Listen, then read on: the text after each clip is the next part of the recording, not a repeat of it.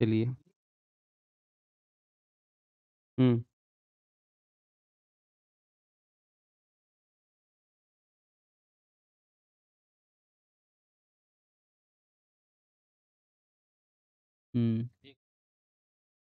हम्म। अच्छा चलिए। तो अभी स्टार्ट करें क्या? कर लीजिए। हम्म। हाँ तो ये क्वेश्चन,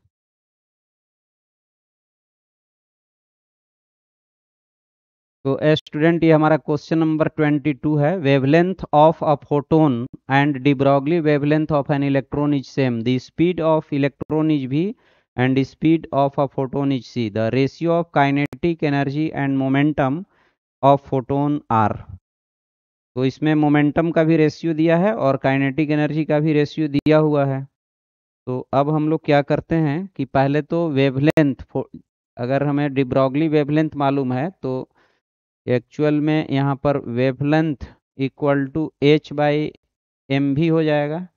यहाँ पर ये मास ऑफ इलेक्ट्रॉन है, ये वेलोसिटी ऑफ इलेक्ट्रॉन है, और फोटोन के केस में lambda equal to H by P होता है। ये दोनों इक्वल है, मतलब लैम्डा फोटोन का और डी ब्रॉगली वेवलेंथ इक्वल है, तो ये इंप्लाई करता है कि एम भी इक्वल हो जाएगा पी के। मतलब एच बाई एम भी इक्वल टू है एच बाई पी, एच से एच कट गया, एम भी इक्वल टू पी, मतलब इलेक्ट्रॉन का जो मोमेंटम है वो फोटोन के मोमेंटम के इक्वल है, जिसमें कोई आंसर नहीं दिया हुआ है। अब हम लोग देखते हैं ये कि अ, आपको एनर्जी, तो एनर्जी के केस में इसका हो जाएगा, मतलब इलेक्ट्रॉन की जब एनर्जी निकालेंगे तो इसको हम लोग M V square by two को पी वी अपॉन टू लिख सकते हैं, और एनर्जी ऑफ फोटोन जो होता है वो पी इंटू सी होता है ना। तो इस हिसाब से अगर हम इसको डिवाइड करेंगे या इसकी रेशियो जब निकालेंगे तो रेशियो कितना आ जाएगा, टू सी बाई भी आ जाएगा, है ना। ये टू सी बाई भी या भी बाई टू सी हो जाएगा, हाँ भी बाई टू सी हो जाएगा। तो ऑप्शन नंबर टू हमारा आंसर हो जाएगा इसका। अब हम लोग नेक्स्ट क्वेश्चन देखते हैं। यहाँ मोमेंटम का कोई रेशियो नहीं था, तो नेक्स्ट क्वेश्चन होगा,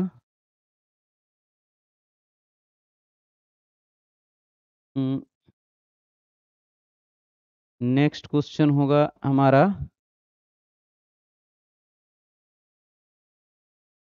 ओके। ये क्वेश्चन नंबर 23 है। On a rod stress strain graph is as shown, stress by strain equal to होता है यंग मॉड्यूलस, और जो एनर्जी स्टोर्ड हम लोग लिखते हैं वो एनर्जी स्टोर्ड की वैल्यू होती है, एनर्जी स्टोर्ड की वैल्यू होती है पर unit volume E equal to half Y into strain का स्क्वायर, ये वैल्यू होती है। अब यहाँ से स्ट्रेस बाई स्ट्रेन अगर हम लोग निकालते हैं, y इक्वल टू 60/3 × 10⁻⁻10 हो जाएगा। तो ये आपको 20 हो जाएगा, तो 20 × 10⁻10 या 2 × 10⁻11 हो जाएगा।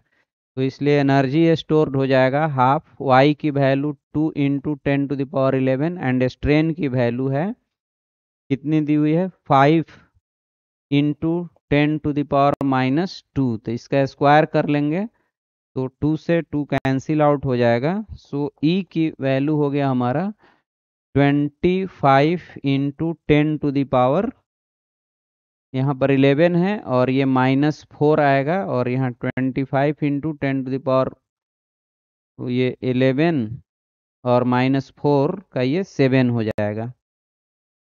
तो ये हमारा आंसर हो जाएगा 25 × 10⁻7। आई होप कि इसमें कहीं एरर है ना, प्रिंटिंग मिस्टेक है। तो half Y into strain, actual में देखो एनर्जी स्टोर्ड हम लोग निकालते हैं हाफ स्ट्रेस इंटू स्ट्रेन से। ओके, अब हमारा y equal to stress by strain होता है, तो यहाँ से स्ट्रेस की वैल्यू हम लोग निकालेंगे तो y इंटू स्ट्रेन हो जाएगा, राइट। अब y इंटू स्ट्रेन जब इसमें हम लोग पुट करेंगे तो एनर्जी का फॉर्मूला हो जाएगा हाफ y इंटू स्ट्रेन का स्क्वायर। अब y निकालने के लिए यहाँ पर स्ट्रेन वर्सेस स्ट्रेस ग्राफ दिया है, तो यहाँ से हम लोग देख रहे हैं कि 60 पर इतना है तो उसकी वैल्यू 2 इंटू 10⁻11 आया। अब y की वैल्यू हमने रखा और स्ट्रेन की जो वैल्यू दी हुई है 5 इंटू 10⁻2 रखने से हमारा आंसर आ जाएगा। ओके, तो आप देख लेंगे, हमें लग रहा है कि यहाँ पर 2.5 या कुछ ऐसा होगा, तो ये आंसर हो जाएगा इसका। अब हम लोग नेक्स्ट क्वेश्चन को देखते हैं। नेक्स्ट क्वेश्चन है हमारा, नेक्स्ट क्वेश्चन है elastic wire is hanging near the earth surface, then stretching due to its self weight is x equal to 10 to the power minus 6 meter. If it is hanged near the surface of another planet, then its stretching is 6 into 10 to the power minus 5 meter. If gravity field near the earth surface is 10 meter per second square, then gravity field near the other planet will be। तो student self weight के चलते जो stretching होता है उसकी formula क्या होता है? उसकी फॉर्मूला होता है mg/2 FL/AY। ये फॉर्मूला होता है डेल एक्स इक्वल टू, मतलब इतने का चेंज आएगा। अब हम AY सारा कुछ सेम है, G की वैल्यू अलग अलग है, तो gravity another planet then it is stretching is, दोनों जगह हमें मालूम है। तो x की वैल्यू तो यहाँ से आप देख रहे हैं कि जो डेल एक्स है ये प्रोपोर्शनल है किसके? g के। तो इसलिए x1/x2 की वैल्यू ये g1/g2 की वैल्यू के बराबर हो जाएगा। अब यहाँ पर x1 की value 10 to the power minus 6 दी हुई है और x2 की वैल्यू दी हुई है 6 into 10 to the power minus 5। 6 into 10 to the power minus 5 equal to earth surface पर उसकी वैल्यू 10 होती है, तो दूसरे पर वैल्यू फाइंड आउट करना है हमें। तो g की वैल्यू हो जाएगी यहाँ से 6 हो जाएगा, है ना। यहाँ पर हो जाएगा 10 to the power minus 6 into G. अब यहाँ से आप वर्कआउट कर लेंगे तो g की वैल्यू हमें मिल रही है कितने? g की वैल्यू हमें मिल रही है यहाँ पर 6 है, तो आप मल्टीप्लिकेशन कराएंगे तो g का वैल्यू आ जाएगा 6 into 10 to the power minus 4 by 10 to the power minus 6। यहाँ पर g 10 है और ये g फाइंड आउट करना है, 10 टू द पावर माइनस 6 है, ऊपर जाएगा तो माइनस 10 हो जाएगा, राइट। तो 6 into 10 to the power minus, ये क्रॉस मल्टीप्लिकेशन कराने से 4, यहाँ पर हमने डिवीजन गलत करा दिया है। g into 10 to the power minus 6 equal to हो जाएगा 6 into 10 to the power minus 4, तो ये जाएगा तो 6 इंटू 10 टू द पावर 2, 600 नहीं आएगा, 6 आएगा, 10 मीटर पर सेकेंड। तो mg/2 into L FL/AY, effective F ये होता है और L की वैल्यू तो L डालेंगे, है ना, फिर AY तो डेल एक्स प्रोपोर्शनल G हो गया, तो x1/x2 इक्वल टू g1/g2 हो जाएगा। अब x1 की value 10 to the power minus 6 है एंड इसकी value 6 into 10 to the power minus 5 है।